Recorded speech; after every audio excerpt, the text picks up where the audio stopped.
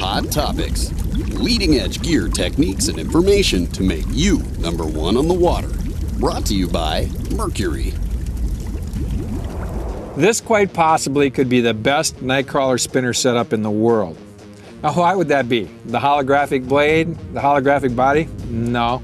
The quick change clevis? No, they've been around for a while. It's the hook. The secret's in the hook. Many of you remember a couple of years ago I designed a hook for Mustad called the slow death hook. But what many didn't know is at the same time I've been designing the ultimate weapon in live bait hooks.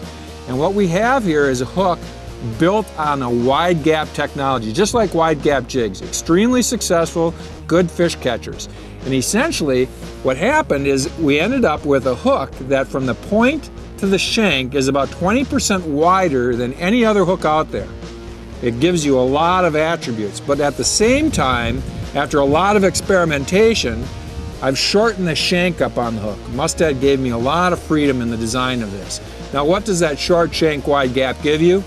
Well, when a walleye bites and you set the hook, it develops a cam action between the short shank and the wide gap. It drives the point of the hook into the roof of the fish's mouth.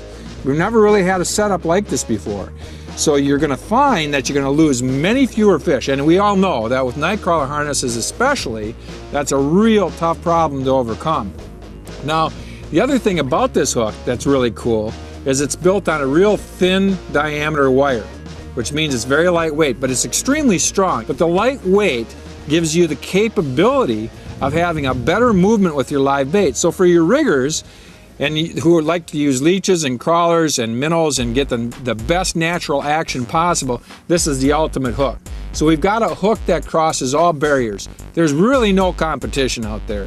Just like with the slow death hook, there's a new mousetrap in town. It's called the DoubleWide, and it's going to catch a lot of fish for you.